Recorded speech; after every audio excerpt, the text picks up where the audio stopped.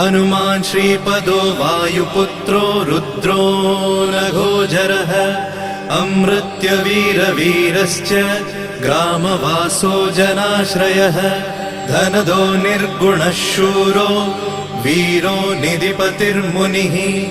पिङ्गाक्षो वरदो वाग्मी सीता शोकविनाशकः शिवः शर्वपरो व्यक्तो व्यक्तो धराधरः पिङ्गकेशः पिङ्गरोमा श्रुतिगम्यः सनातनः अनादिर्भगवान् देवो विश्वहेतुर्जनाश्रयः आरोग्यकर्ता विश्वेशो विश्वनाथो हरीश्वरः भर्गो रामो रामभक्तः कल्याणप्रकृतिस्थिरः